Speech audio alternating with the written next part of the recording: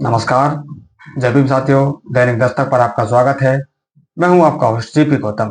एक बार फिर कश्मीर में साथियों आतंक का साया वापस आया है। वहां पर एक बड़ा आतंकी हमला होने की खबर आई है, जहां पर 26 से ज्यादा जो पर्यटक हैं उनकी मौत का दावा किया जा रहा है।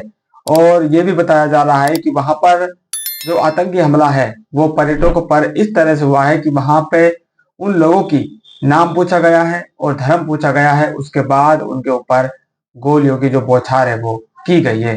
तो बहुत ही दिल दहलाने वाले विजुअल्स वहां से निकल कर आ रहे हैं। और एक फोटो मैं आपको दिखाना चाहूंगा जो इस आतंकी हमले का फोटो बन रहा है या चेहरा बन रहा है। ये फोटो आप देख सकते हैं, आपकी स्क्रीन पर मौजूद है। इस फोटो से ही आप अंदाजा लगा सकते हैं कितना भयावह तरीके से वहां पर ये जो आतंकी हमला है ये किया गया है। तमाम जो देश के बड़े नेता हैं इस पर अपनी टिप्पणी कर चुके हैं। गृह मंत्री का बयान आ चुका है, पीएम मोदी का बयान आ चुका है और वो अपनी यात्रा को छोड़कर वापस भारत भी लौट रहे हैं। लेकिन सवाल साथियों यहाँ पर यही है कि क्यों भारत सरकार आज तक भी इन आतंकी हमलों को रोकने में असफल क्यों साबित हो रही है।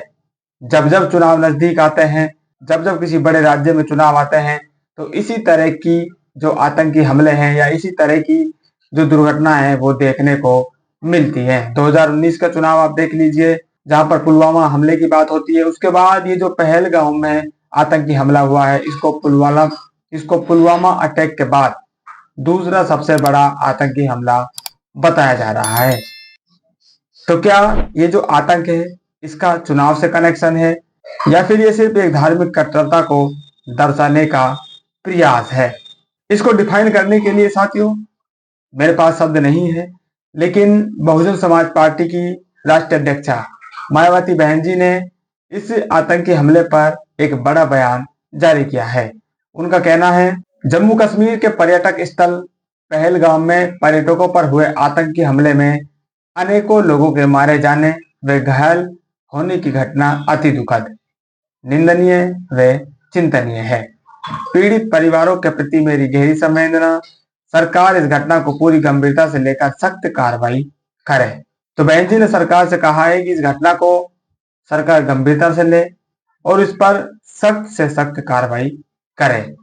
इससे पहले उन्होंने जो पीड़ित परिवार हैं या जो मृतक परिवार हैं उन्होंने गहरी संवेदना व्यक्त की है। साथ ही इस घटना को उन्होंने चिंतनीय निंदनीय करार दिया है।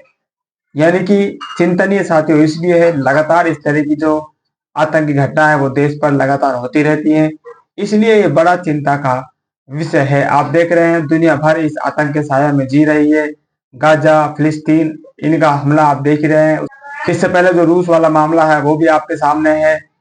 इस तरफ दूसरी तरफ आप यूनाइटेड स्टेट ऑफ अमेरिका का देखेंगे तो वो भी इस लड़ाई में टैरिफ वार के जरिए कूदा हुआ है। तो पूरी दुनिया में ये जो आतंक का साया है साथियों लगातार बढ़ रहा है, इसलिए ये चिंतन का विषय जरूर है। और निंदा का इसलिए है क्योंकि सरकार जो कहती है कि 56 इंच का हमारा सीना है, हमने ये कर दिया वो कर दिया, हमारी सीमाओं पर इतनी सुरक्षा हमने कर दी है, चीन हमको आंखें नहीं दिखा सकता है, ये देश हमको आंखें नहीं दिखा सकता है। लेकिन उसी देश के अंदर जो ये बड़बोले नेता हैं, जो बड़े बड़े बयानबाजी करते हैं, शब्दों के ये जो गोले फेंकते हैं, उसी देश में इस तरह की जो आतंकी हमला है वो लगातार किए जा रहे हैं। और धर्म के नाम पर इस तरह की जो आतंकी हमले हो रहे हैं ये और भी ज्यादा चिंतनीय है। तो फिलहाल इस अपडेट में इतना ही। मिलते हैं नई अपडेट में, तब तक के लिए जय भीम।